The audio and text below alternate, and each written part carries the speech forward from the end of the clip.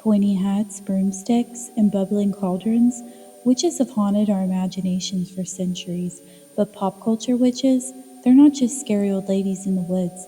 They're villains, divas, suburban moms, teen rebels, gothic icons, and even superheroes. Today, we're doing a whirlwind tour through the witches of pop culture, from the green-skinned Wicked Witch to the Scarlet Witch herself, and trust me, this ride is going to be magical. But before we get started, welcome to my channel. My name is DMARI. Please subscribe and hit the bell notification to get notified every time I upload. Like this video if you liked it, and let me know down below which witch is your favorite. Which witch? So, before we dive too deep into Hollywood, let's rewind to the real world for just a little history on witches, because the fear of witches was not invented by Disney. In Europe from the 1400s through the 1700s, tens of thousands of people, mostly women, were accused of witchcraft. Germany, Scotland, and Switzerland had some of the worst hunts. People believed witches could cause storms, ruin crops, even kill livestock just by looking at it funny. And these accusations weren't just stories, they led to torture, trials, and executions. The most famous was the Salem witch trials of 1692 in Massachusetts. Over 200 people were accused and 20 were executed, all because of mass hysteria, personal grudges, and community in panic. Salem became the symbol of witch hunts everywhere, but not every so-called witch was a victim.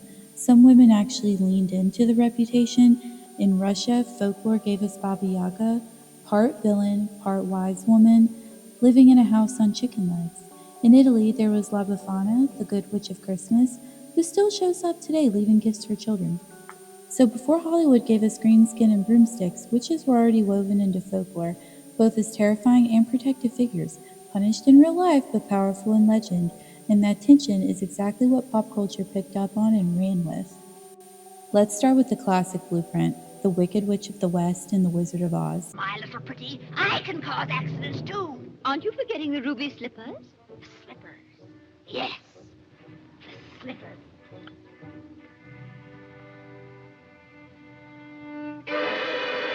Green skin, pointy hat, broomstick, cackle. She scared generations of kids and forever set the image of what a witch looks like. Before her, we had the evil queen in Snow White. She wasn't green, but she was obsessed with vanity, power, and poisoning apples. But these weren't brand new ideas. They came straight from European folklore, like we talked about a minute ago. Baba Yaga in the Slavic tales, or the witch in Hansel and Gretel, always lurking in the forest, dangerous, old, and usually punished at the end. These early witches weren't complicated. They were evil with a capital E. Scary makeup, scary magic, scary goals. The message was clear. Witches were villains to be defeated.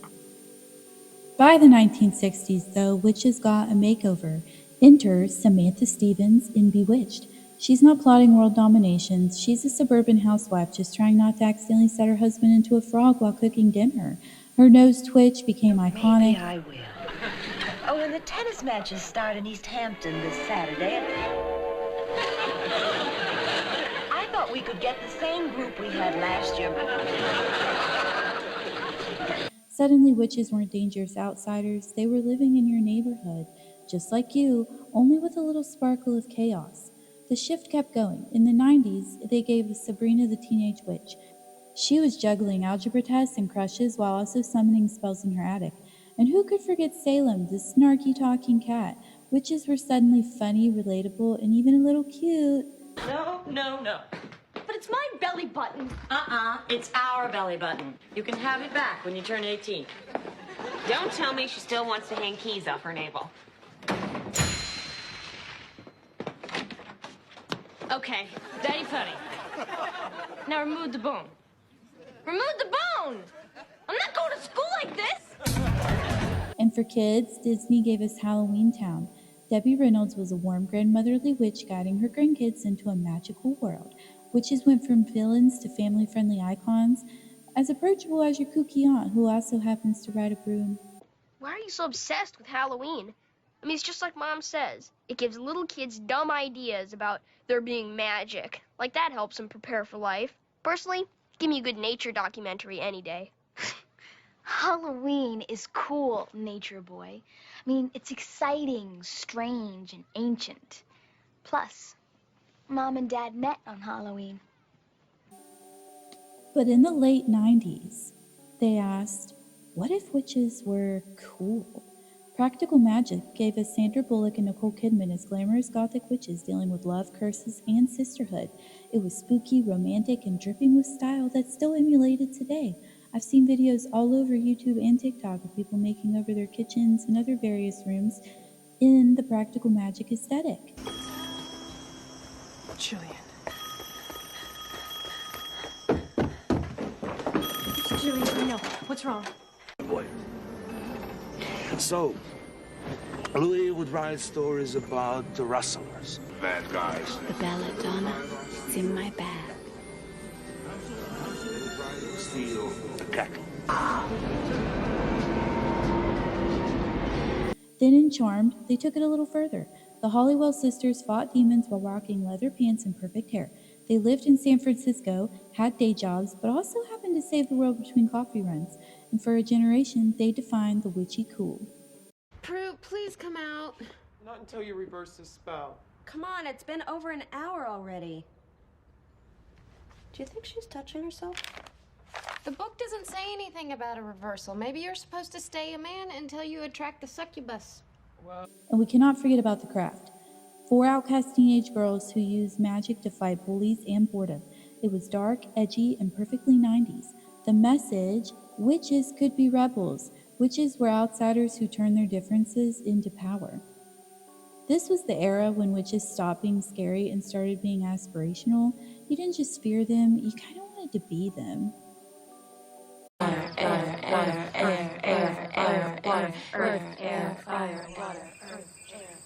It is better that you should rush upon this blade than enter the circle with fear in your heart.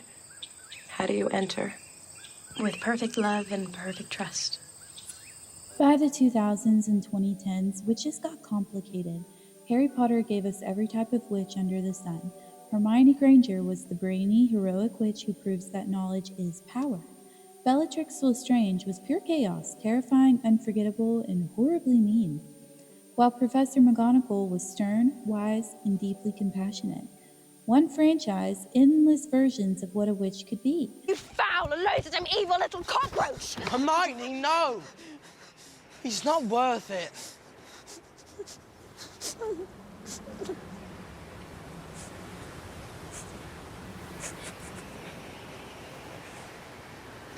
Then American Horror Story Coven cranked it up. These witches were stylish, edgy, and morally messy. Jessica Lange's Fiona Good wasn't just a witch. She was a diva, a queen, and a monster all in one.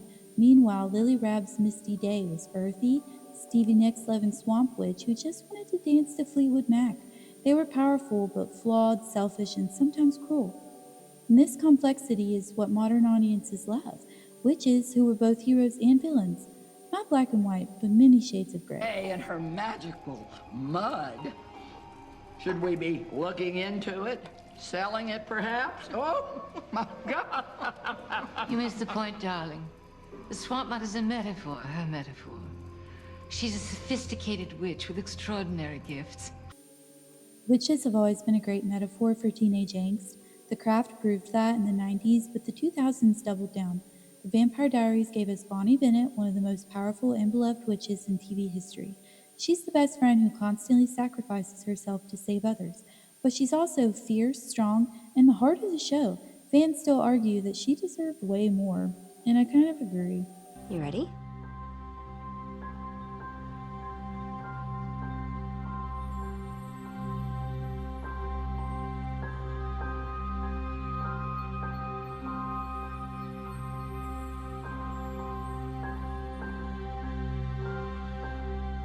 Bonnie, what's going on?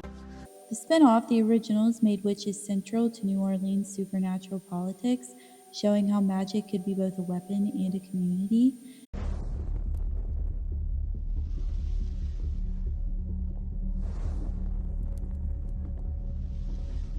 I assume it's all quiet out there. And Netflix's Chilling Adventures of Sabrina took the goofy 90s sitcom's witch and turned her into a gothic feminist rebel. Darker, scarier, but still full of teen drama. For young adult audiences, witches became the ultimate outsider power fantasy. You don't fit in? Fine. You're magical. Ensures that. Let them go. Neil. pray with us? Never. But of course, witches weren't always serious.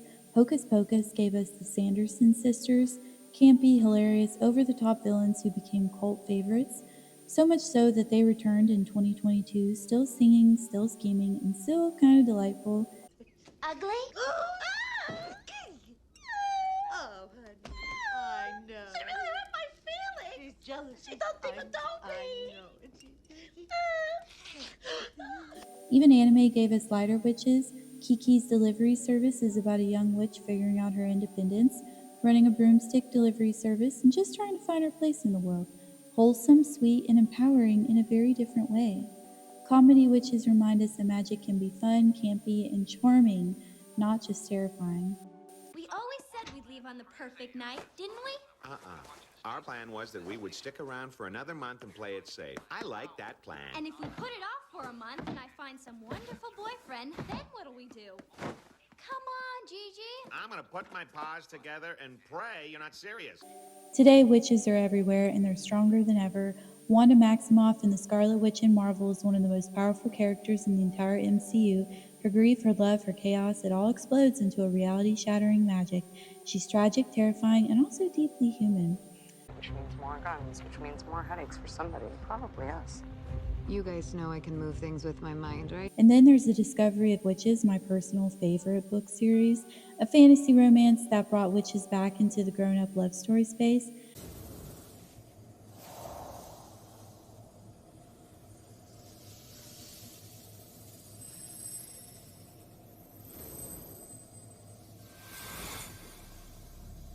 With not of one, the spell's begun. Then, of course, Wednesday on Netflix, not technically a witch, but dripping with witchy aesthetic. Dark clothes, sharp wit, gothic humor that channels the energy of the modern witch, which is confident, different, powerful, and unapologetic. Or whose twisted idea it was to put hundreds of adolescents in underfunded schools run by people whose dreams were crushed years ago. But I admire the sadism. What are you gonna do? What I do best. I would have taken it further. You mean like putting piranhas in a swimming pool? I'd do it again. So what do all these witches tell us? They're not just characters, they're cultural mirrors. And in the 1930s, witches were pure villains. By the 60s, they were suburban moms. By the 90s, they were feminist rebels and funny. And in the 2010s, they became messy, complicated, and powerful. Witches in pop culture let us explore power, fear, rebellion, and identity. Sometimes they're scary, but sometimes they're hilarious. Sometimes they're tragic, but they're always unforgettable. And whether they're cackling over cauldrons, twitching their noses, or rewriting reality with chaos magic, one thing is for sure, witches will always be spellbinding. Thank you so much for making it to the end of the video. Please remember to let me know down in the comments who your favorite pop culture witch is, and make sure you subscribe, so I'll see you guys in the next one. Bye!